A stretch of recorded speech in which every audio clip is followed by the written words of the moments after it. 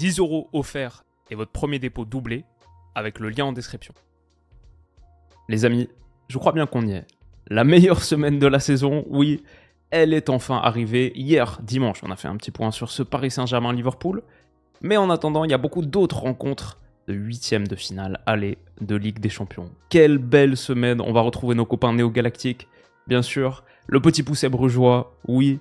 Lille contre Dortmund, un Dortmund qui renaît un petit peu de ses cendres récemment, intéressant. Et bien sûr, on actualisera ce petit point sur le Paris Saint-Germain de Luis Enrique. On va parler de tous ces matchs. Oh, il y en a d'autres. Et il y a ce Real qui est bien favori quand même au Santiago Bernabéu contre l'Atleti. Ils sont à 1,90. Lille, par exemple, à l'inverse, ce déplacement au Signal Iduna Park. Effectivement, il a l'air de plus en plus compliqué. Ils sont cotés à 5 pour les bookmakers. Et le PSG a légèrement baissé depuis hier, 2,35. Liverpool 2,85, ça n'a pas inversé la tendance pour la qualif où le PSG reste à 2,50 pour la qualif. Donc Liverpool encore considéré comme bien favori, mais de moins en moins. En tout cas, Paris, pas mal sur ce match aller au Parc. Enfin, le Bayern 1,80 contre le Bayer Leverkusen. Ça, c'est le très très gros choc germanique. Et ouais, je vais vous donner mes pronos pour tous ces matchs. Je suis content parce qu'il y a aussi des matchs de 18h45.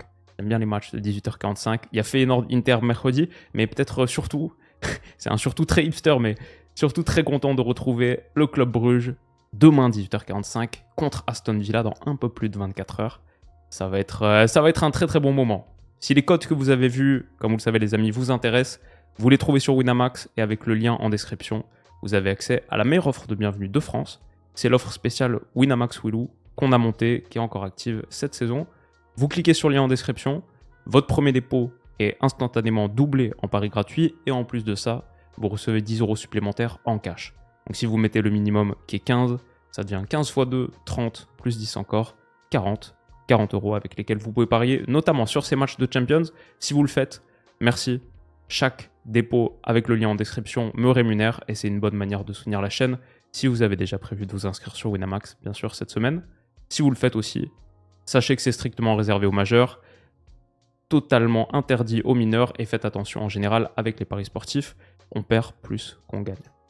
Champions, huitième de finale, allez, c'est parti et on va juste les faire dans l'ordre chronologique. Donc commençons avec ce Bruges-Villa. Bruges qui est vraiment la belle histoire de cette Champions, qui est, je ne sais pas si c'est pour ça que le lien est fort en ce moment, mais il me faut un peu penser à mon Noël.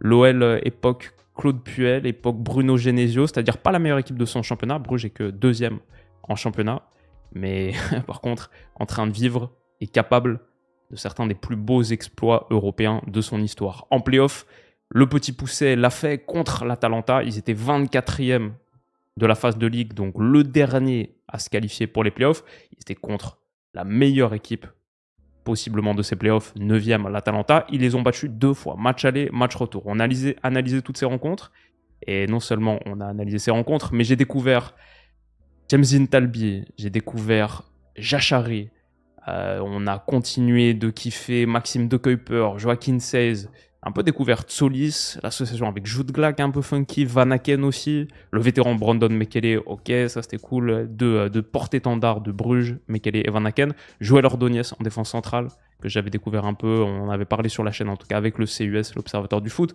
Il y a toujours Simon Mignolet. Ce 11 là, je me le suis fait de mémoire quand j'ai fait mes notes pour cette preview. Et ça, c'est pas quelque chose, faire le 11 de mémoire du Bruges, c'est pas quelque chose que j'aurais pensé faire en 2024-2025. Donc, ils m'ont vraiment fait kiffer, ça a été un régal de suivre cette équipe.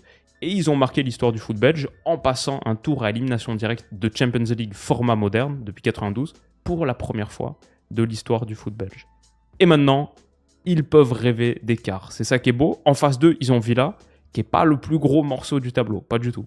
Ils sont capables de belles perfs. Villa a quand même fini top 8 de LDC, juste derrière Liverpool, Barça, Arsenal, Inter, Atleti, Leverkusen et Lille, top 8 devant l'Atalanta par exemple. Ils ont cette saison battu Manchester City, c'était en décembre, c'était il n'y a pas longtemps. Et qu'est-ce qu'ils ont fait? Ils ont tenu en échec Arsenal, c'était mi-janvier. Ils ont battu un beau Celtic, 4-2 avec la manière. Ils ont tenu en échec Liverpool, ça c'était il y a 2 semaines à peine. Mais malgré cette victoire contre Chelsea, on va en reparler 2-1. Il y a aussi eu derrière une grosse lourde défaite contre Crystal Palace, 4-1. Ça aussi, Aston Villa en est capable, comme de faire match nul contre Ipswich. Ipswich réduit à 10, c'est une des pires équipes de Première Ligue. Ils ont perdu contre les Wolves 2-0 aussi en début de mois. Donc, Ils ont fait ce très gros mercato hivernal, c'est vrai, avec les arrivées de Daniel Malen, Marcus Rashford, Marco Asensio, les autres, Andrés Garcia, Axel Disasi. Ils ont fait ce très très gros mercato et pour le coup, Marco Asensio, il a l'air assez chaud. Un doublé en Cup ce week-end, ici, mais aussi des mouvements intéressants. Entre les lignes comme ça, dans une position numéro 10, servi par Tielemans, et il envoie en profondeur Watkins en 2 touches. Très très bien fait, cette action j'ai trouvé très intéressante, mais aussi capable de prendre la profondeur sur un ballon long, encore une fois de Tielemans, bonne petite relation entre les deux. Ballon long, superbe contrôle orienté pour s'amener un contre 1 avec le gardien.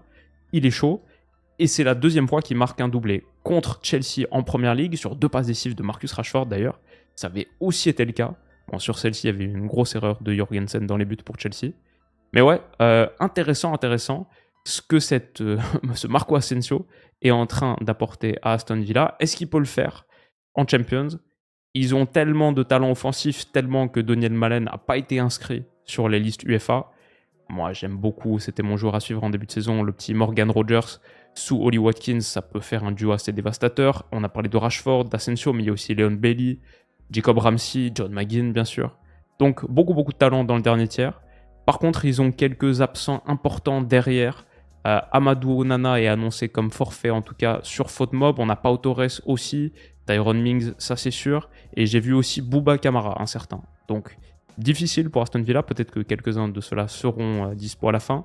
Mais Bruges a que Onyedika qui est annoncé comme out. En revanche, il a été remplacé par Sique ce week-end. Donc, peut-être un petit avantage là-dessus. Villa a plus de force de frappe dans l'absolu que les Brugeois, mais Bruges a montré contre l'Atalanta que rien ne les effraie. Ils ont été très bons contre l'Atalanta, c'est au Jan Breidel aussi où ils ont montré qu'ils sont capables de monter très très haut en température, ce match aller. Et troisième truc, c'est que Bruges et Villa se sont déjà joués en phase de ligue, et Bruges l'avait emporté 1-0. Ok, dans des circonstances un peu particulières, avec un des penalties plus bizarre que j'ai vu récemment, Tyrone Mings qui ramasse le ballon à la main en pleine surface, qui n'a pas trop compris qu'Emiliano Martinez avait déjà joué le 6 mètres, et derrière Van Aken transforme. Mais même dans ce match, Bruges avait autant créé qu'Aston Villa, même en enlevant le penalty, voire plus de tirs.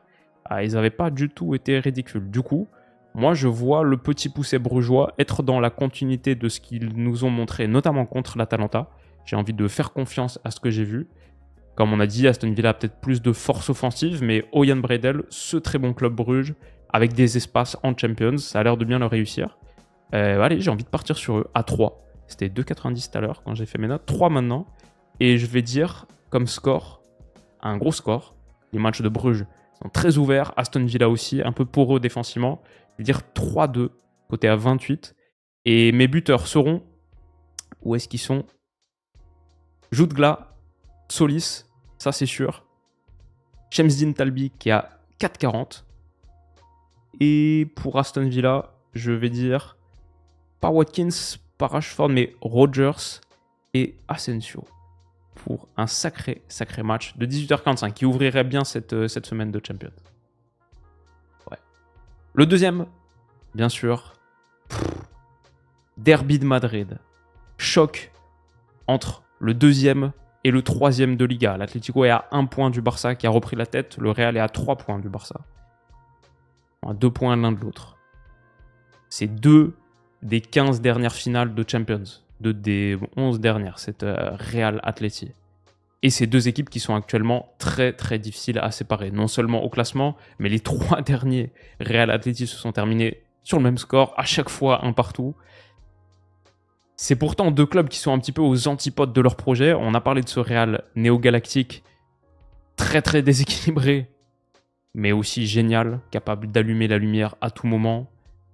Ça, c'est ce Real starifié. Et c'est ça face aux bandits du Cholismo. Attention, l'Atleti a aussi des ressources offensives, notamment Julián Álvarez qui, sur le match aller en Liga, avait fait assez mal à Rudiger, ici. Comme il est capable de faire mal honnêtement un peu à n'importe qui. Et il est déjà, ce Julián Álvarez-là, le joueur offensif, et c'est dingue d'une équipe avec Antoine Griezmann, peut-être le meilleur joueur offensif de cet Atleti. Il est toute compétition confondue à 21 buts cette saison, 10 plus 6 et 5 en coupe. 6 buts en Champions, c'est pareil que Grezou, qui est loin d'être ridicule dans la compète. Et ils ont aussi en plus de ça, Sorloth en super sub. J'ai pas mis sa photo, dommage, il méritait. parce que lui, en finisher, il est vraiment un homme très très dangereux. Alors il y a une partie de moi qui est un petit peu inquiet pour le Real Madrid, du coup, qui a perdu 2-1 contre le Betis ce week-end en étant vraiment bien secoué, 18 tirs à 9 pour le Betis. Et ils étaient pas mal coupés en deux aussi, ce Real qui se présentait au milieu de terrain avec Brahim Diaz, Tchouaméni, Luka Modric, c'est-à-dire sans Jude, sans Ceballos et sans Valverde. Ça fait pas beaucoup d'énergie dans cet entrejeu, pas beaucoup de volts qui passent pour nourrir et donner un petit peu d'électricité au circuit d'Ancelotti. Potentiellement, ce sera la même configuration contre l'Atlético Madrid parce que Jude est suspendu, Ceballos est out pendant peut-être 1 mois et demi, 2 mois, et Valverde est considéré comme incertain. Ça me fait un peu flipper si je suis madrilène, si je suis supporter du Real. L'Atleti est peut-être sans Barrio, c'est pas marqué ici, mais considéré comme incertain, j'ai vu sur d'autres sites. Ça reste le Real en Ligue des Champions et au Santiago Bernabéu, c'est logique qu'il soit considéré comme favori. Mais dans aucun des 2 matchs cette saison, j'ai vu un Atleti inférieur. C'était très très équilibré, et là, cette configuration avec un milieu de terrain amoindri sur la capacité à reproduire les efforts face à cet Atleti-là, je suis un petit peu plus sur l'Atlético Madrid en vrai sur ce match, même si c'est au Santiago Bernabéu.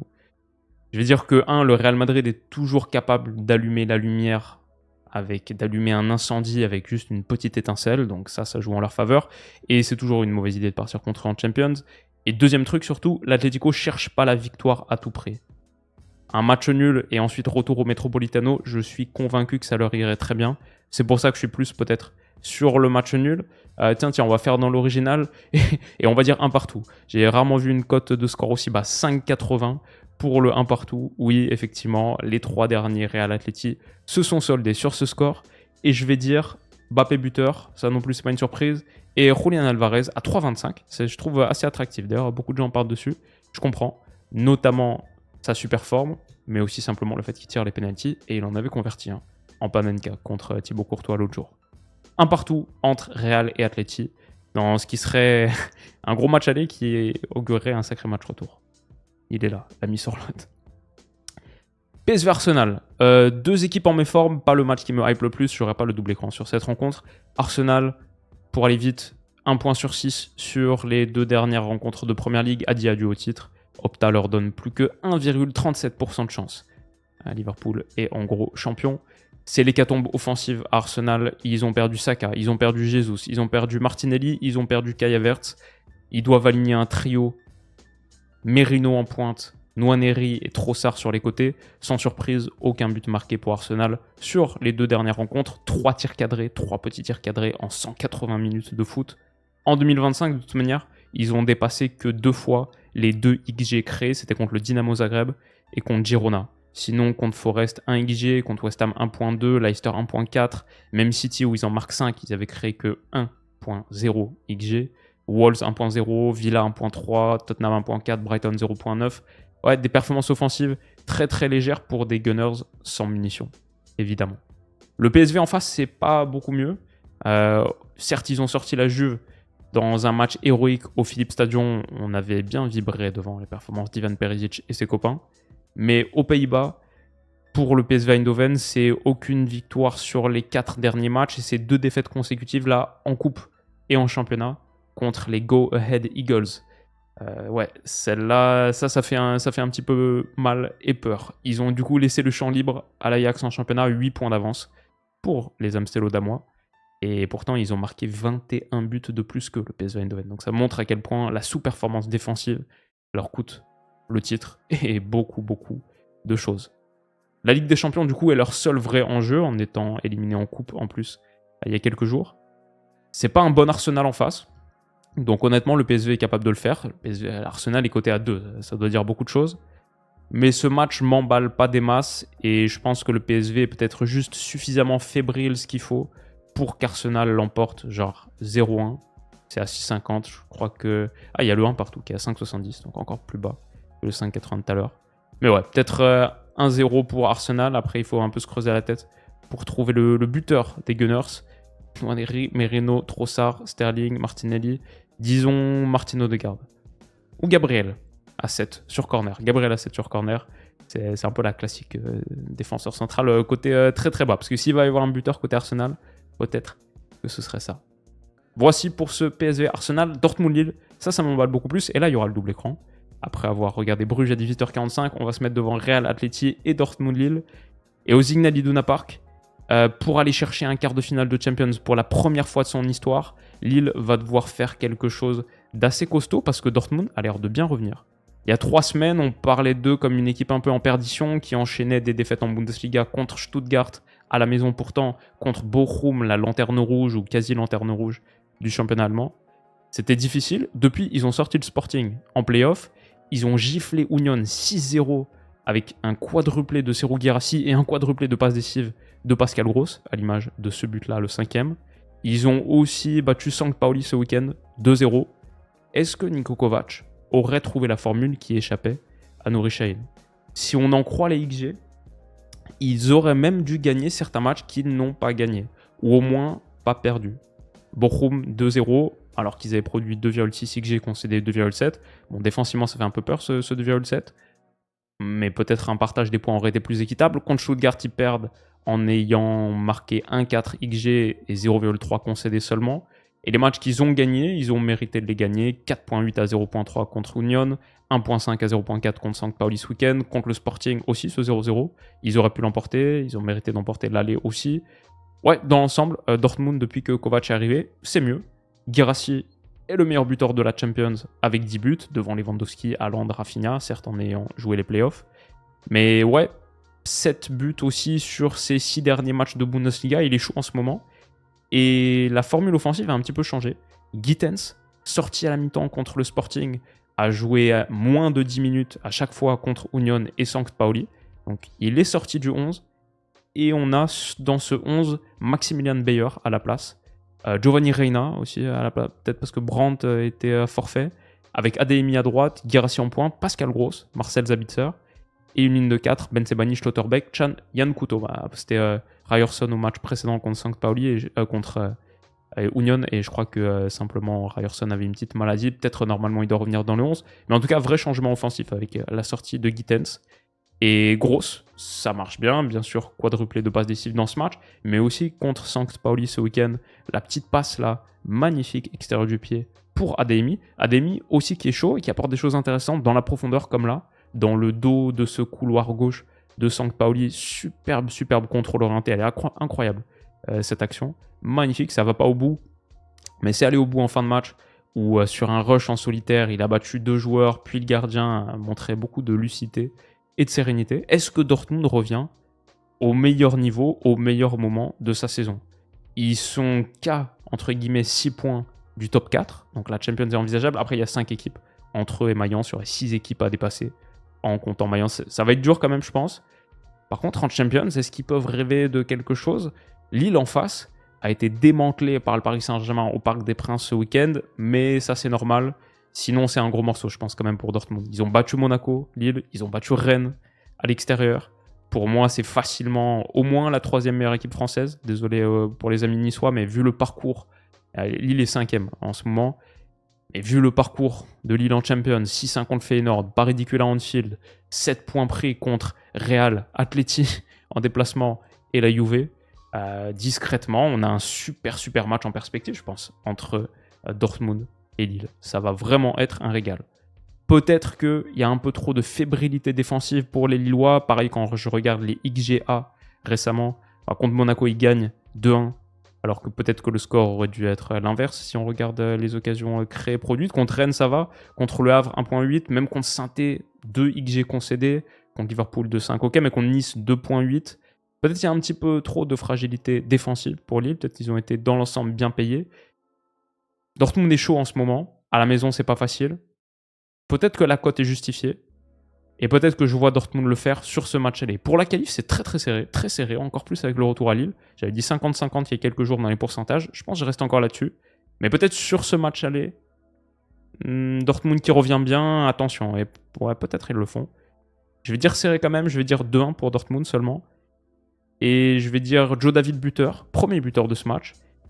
Mais Guirassy et où est-ce qu'il est Max Bayer. J'ai peut-être raté. Ici à 3,70. Un score qui serait très loin d'éliminer les Lillois. et peut-être ce serait pas un mauvais score à rapporter à la maison. En tout cas, ça va être un match très très sympa et sans doute on fera le débrief, s'il y a matière, un débrief entier le lendemain matin, mercredi matin, avant le très gros Paris-Liverpool. Alors, on passe justement au match de mercredi. Et on a d'abord Feyenoord-Inter. Feyenoord qui a éliminé Milan en play-off. Mais pour moi, un match qui a été un petit peu donné par Milan et par Théo Hernandez. Catastrophique. Ce rouge, toujours aussi stupide. Et Feyenoord, c'est pas très fou aux Pays-Bas. Ils sont 4e, seulement 2 victoires sur leurs 5 dernières journées. Une première un petit peu décevante pour Van Persie sur le banc de Feyenoord. 0-0 contre Nijmegen ce week-end. Non seulement ils ont perdu Santiago Jiménez au mercato en pointe comme on le sait, mais ils ont sur ce match Reed suspendu pour une bêtise en plus en fin de match. Après le coup de sifflet final, il a pris son rouge dans une altercation avec les Milanais. Ils ont leur gardien Justin Bailo qui est out pendant encore un moment. Ils ont leur capitaine Quinten Timber qui est out pendant encore un moment. Et ils ont beaucoup de monde absent, malheureusement. L'Inter en face, c'est pas exceptionnel en ce moment. Ils ont un peu redescendu. J'ai vu leur match ce week-end contre Naples. Bon, bien sûr, la merveille de Di Marco, ce coup franc splendide. Ils prennent un point grâce à ça. Mais l'homme du match, pour moi, c'était Bastoni, qui a réalisé au moins 3 grosses interventions en pleine surface. Ici sur Lukaku, ici sur Politano, grâce à ses longues jambes. Magnifique. Bastoni, ils ont souffert. L'Inter, un seul tir cadré, ce coup franc de Di Marco. 6 tirs au total contre 19 pour les Napolitains. Un peu de score effect en ayant pris l'avantage dans ce match. Mais ouais, c'est un peu plus laborieux ce qu'ils produisent par rapport à avant. Début de saison, j'aurais mis l'Inter peut-être 3e meilleure équipe d'Europe à un moment. Aujourd'hui, je crois pas que je les place dans le top 5, juste un peu en dessous du top 5. Malgré tout, même si c'est à 2 cups, même si c'est un peu moins emballant, c'est l'Inter. Et l'Inter, c'est pas Milan. Inzaghi, c'est pas n'importe qui. Je les vois battre le Feyenoord au match aller, au match retour. Je crois qu'ils sont quand même bien au-dessus de ce Feyenoord-là. Je dirais victoire de l'Inter et un simple 1-0 ici, à 6,50. Alors pour les buteurs, bon, on a l'évidence. Lautaro Martinez, la plupart des gens partent sur lui, 2,35. Moi, je vais tenter un petit ma spéciale. Il faut descendre un peu plus bas peut-être. Je vais dire Denzel Dumfries à 5,40. Il y a 2% des gens qui pensent comme moi. Dumfries à 5,40. Le lieutenant de la largeur Simone Inzaghi va nous régaler. Et je pense que l'Inter le fait quand même contre ce Feyenoord. Ah, Bayern contre Bayer Leverkusen. Double écran là-dessus, c'est sûr et certain. On aura Paris-Liverpool en 1, mais on aura un petit coin Bayern-Bayer ici. Le numéro 1 contre le numéro 2 en Allemagne. Musiala versus Wirtz, compagnie contre Xabi Alonso. Ça va être un régal.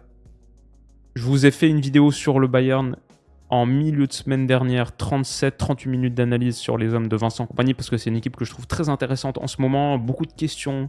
Je me pose beaucoup de questions, donc j'ai vraiment hâte de les voir sur ce gros match de Champions, qui est un peu pour moi le pivot de leur saison. Équipe intéressante qui a battu Stuttgart 3-1 vendredi dans la foulée de cette vidéo.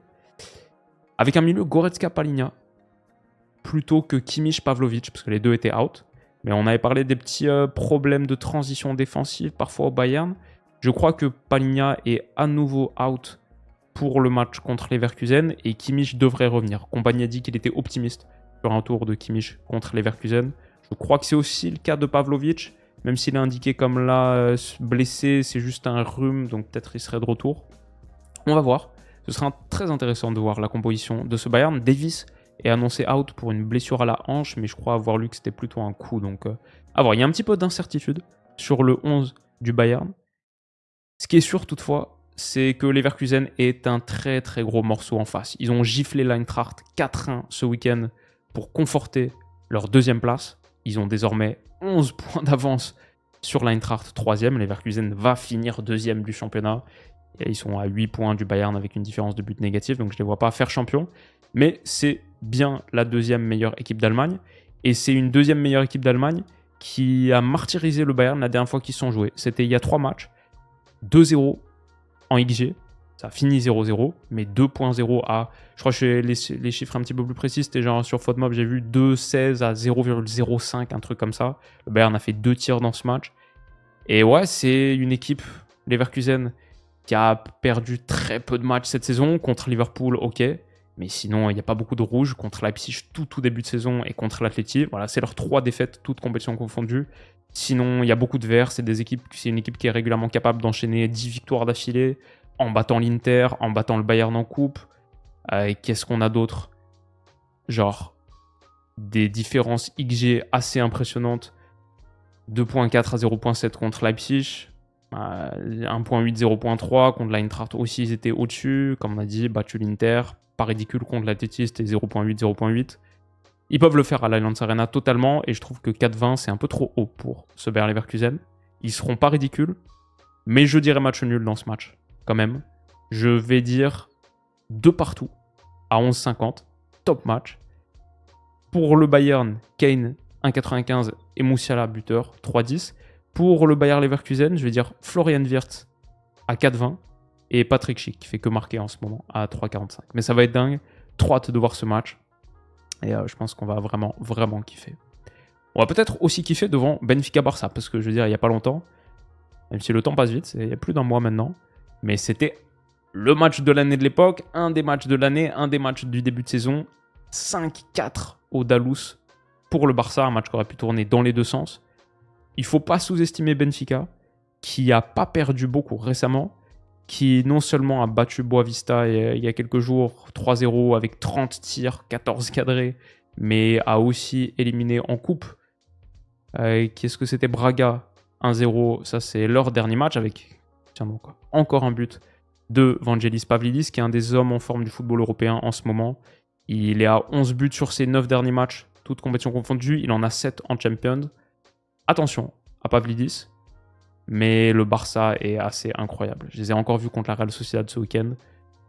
Après les avoir vus contre l'Atleti mardi, c'est très fort ce qu'ils font. Les hommes d'Hansi Flick. Yamal, il est encore bouillant. Ça, c'est sur l'action de 1-0, fini par Gérard Martin à gauche. Il se retrouve à 8 dans la surface de réparation. Ils ont un tel volume offensif. Contre l'Atleti, ils ont pêché sur la fin, mais ils ont marqué 4 buts. Contre la Real Sociedad, ils ont marqué 4 buts encore. 33 tirs à 0. Ok, ils étaient en supériorité numérique pendant quasi tout le match, mais quand même, 33-0, c'est pas commun. Et ouais, c'est une équipe qui n'a pas perdu un match de football en 2025, tout simplement, le Barça. Ils ont gagné la Supercoupe, ils ont explosé la Real Sociedad, ils ont explosé Séville 4-1, ils ont explosé Valence 7-1 et 5-0 quelques jours après, ils ont explosé Betis 5-1, ils ont explosé le Real en Supercoupe, ils en ont planté 5. À Benfica, leur match en général, c'est 4 ou 5 buts minimum pour le Barça. Donc quant à ça, quant à Pedri, qui est le meilleur milieu du monde, et pour moi, je veux dire aujourd'hui, le meilleur joueur du monde, c'est un niveau stratosphérique de football qui est proposé. Yamal, c'est Yamal, Rafinha, c'est Rafinha. Et c'est le Barça qui, pour moi, a le parcours le plus simple vers la finale. Benfica en 8e, en quart, le vainqueur de Lille Dortmund. Et ils sont dans la partie tableau où en demi, ce serait Leverkusen, Bayern, Inter, Feyenoord. Pas facile, c'est une demi-finale de Champions. Mais dans la partie tableau où t'évites Liverpool, Paris, Atleti, Real, même Arsenal, on peut considérer. Donc ils ont un beau parcours, je pense, vers la finale. Et à ce jour, ce serait mon favori pour la victoire finale, le Barça. Donc je pense qu'ils le font contre Benfica. Je pense qu'ils le font même assez nettement. Je pense qu'il ne faut pas sous-estimer Benfica. Mais le Barça a été averti avec ce gros match il y a quelques semaines. Il y a un peu plus d'un mois. Donc je vais dire le Barça le fait 1,86. Je trouve ça assez généreux, ce Barça-là à 1,86. Et je vais dire même un gros score. Je vais dire 3-1 à 10,50. Et je vais dire Pavlidis buteur. Ok, là on prend pas trop de risques. Doublé de Robert Lewandowski et un but de Rafinha. Je pense que le Barça se met en très très bonne position dès le match aller. Et enfin donc, il reste notre Paris-Liverpool. Hier, j'ai fait 26 minutes dessus. Vous avez la vidéo entière. Force, faiblesse, rapport tactique et état de forme. Si ça vous intéresse, n'hésitez pas à aller checker. Je crois que ce pari actuel va nous offrir un des matchs les plus intéressants de la saison pour l'instant. Pour moi, c'est celui qui me hype le plus. J'ai dit dans la vidéo, on n'a pas eu encore de rencontre entre deux équipes. Liverpool, forcément top 2. Tu peux mettre 1, c'est pas choquant. Paris Saint-Germain, pour moi, forcément top 5. Et j'irai pas plus bas que 4. Et je les mettrai même aujourd'hui à 3. Pour moi, on a le match entre la meilleure équipe d'Europe et la troisième meilleure équipe d'Europe. Ou au minimum, la deuxième contre la quatrième. Ça va être exceptionnel. Je crois que le Paris Saint-Germain, en ce moment, a les armes pour le faire. Ouais. Ils sont à 2,35 à la maison au Parc des Princes. Je trouve ça pas mal. Luis Enrique l'a dit, le 11, ça peut être n'importe qui. Je peux aligner pratiquement n'importe quel 11 de départ, il serait crédible. Lorsque l'équipe ne dépense pas seulement de 11 à 12 joueurs, mais de 16-17, cela me rend plus confiant en tant qu'entraîneur. Et ça va être fascinant de voir quel sera son 11 de départ, mais les entrants aussi, tout le monde peut apporter. Et ouais, j'ai dit sur ce prono, Paris le fait 2-1. Ça veut pas dire qu'il se qualifie pour autant, pas à ce stade. Je mettrai encore Liverpool favori pour la qualif. Retour à Anfield, un peu le boss final du foot. Mais Ousmane Dembélé buteur à 2,40, Bradley Barcola à 2,85. Et pour Liverpool, Mo Salah à 2,20. 2-1 pour le Paris Saint-Germain dans un match qui sera extraordinaire, ça c'est sûr. Et niveau combiné, ça nous donne Bruges, qui le fait à la maison. Match nul entre Real et Atleti. Dortmund à la maison, de peu. Voilà. Arsenal, aussi de pas grand-chose, contre le PSV Eindhoven. Inter contre Feyenoord. Paris contre Liverpool. Barça contre Benfica. Et un match nul, un gros match nul entre les deux Allemands, ce qui nous fait une cote totale à 950, donc ça se produira jamais. Donc partez plutôt sur vos intuitions et surtout les amis, passez une très très belle semaine de Champions. On sera là pour débriefer le maximum de matchs, le plus possible, j'espère tous. On ne pourra pas faire une vidéo pour tous, mais on parlera de tous à un moment donné, soit dans une longue analyse, une longue vidéo, soit dans le récap de jeudi. On va se régaler, ça va être trop cool. Donc profitez-en au maximum. Et comme d'habitude, comme tous les lundis les amis, je vous souhaite de passer surtout une très très belle semaine. Prenez soin de vous et de toute manière on se dit à demain. Bisous.